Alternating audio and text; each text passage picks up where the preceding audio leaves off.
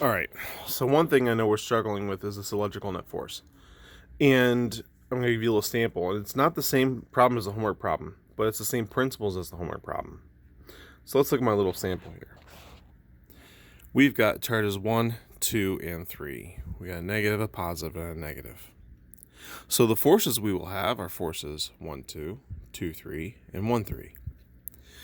And to do net force, you need to A, disregard the negatives. So take your negative and say, nope, you don't need that negative. For example, if force 1, 2 was 4 newtons, we'd have a negative on there because charge 1 is negative. But that tells us it's attractive, so we don't have to worry about using that mathematically when adding. Because if we've got 4 newtons and 4 newtons pulling on something, you can say, oh, look, there's 8 newtons pulling on it. And so that's the kind of thing we're going to do. We don't want to use that negative. We want to work on directions here. So let's assign what kind of force we have here. A force 1, 2 are opposites. So it's pulling, it's attraction. Force 2, 3 is also opposites. It's pulling.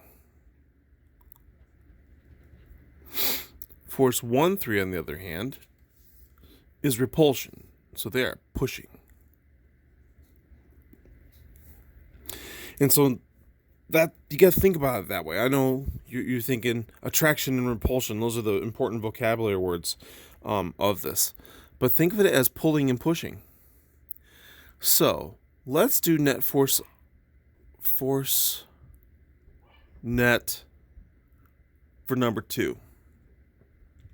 So that's going to include force 1, 2 and force 3, 2, right?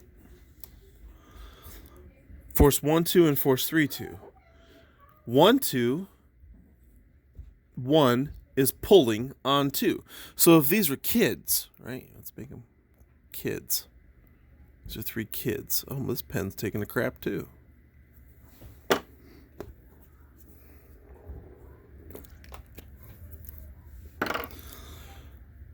3 kids. Oh, that's much better. They're kids now. And you're trying to figure out, and when we're doing net force on number 2, we're asking ourselves, number 2 is the tattletale. Number 2 is in the back seat. We got 3 kids in the back seat. And number 2 is saying, Mom, they're picking on me. Well, what's number 1 doing to you? Well, he's pulling on me. So if number 1 is pulling, number 1 is going to pull that way. Number 1's going to pull number 2 out towards the window. Number 3 is pulling on me too. 3 is also pulling on me. Well, 3 can only pull this way. And therefore, those are opposites. And so to solve that, you'd have to subtract. Force net for number 3. You'd have force 1, 3 and force 2, 3. So 1, 3 is a push.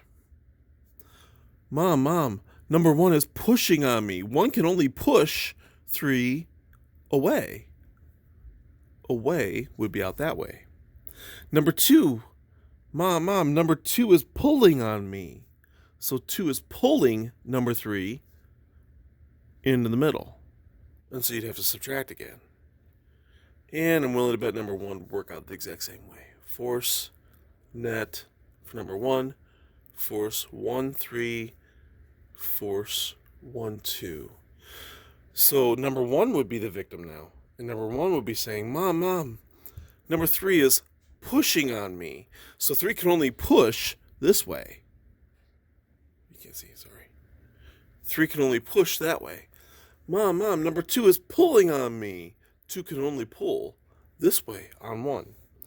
And the thing that maybe we got to wrap our heads around is the fact that these forces are forces of mutual attraction, mutual repulsion. Number 1 and 2 are both pulling on each other. Number 1 and 3 are both pushing on each other. It's just that only one of them is crying to Mom. So you got to focus on who's getting victimized. And then you can figure out how to solve it. Real quick, let's add in a 4th component. Let's make this one positive, just for fun. Okay. So now when we do force net for 2, we would also have to add in force 2, 4. 2 and 4 is going to be repulsion, right? Because they're the same. So it's going to be pushing. So what's 4 doing to 2? 4 is pushing on 2. It's pushing it this way. So we'd have to add up those arrows. We'd have force 3, 4, which is attraction. So in this case, 4 will be pulling on 3 this way. It's the only way it can pull. And force 1, 4, that is also attraction. So we're doing that force of 1, 4 is pulling on 1 this way. So you can see in my 3 examples now, this one, we'd have to take these 2 arrows and add them and subtract that arrow. These 2 arrows, combine them and subtract that arrow. These 2 arrows, add them and combine that one.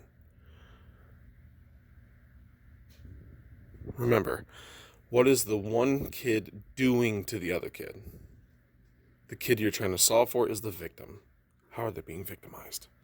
Help the poor kids with their being victimized.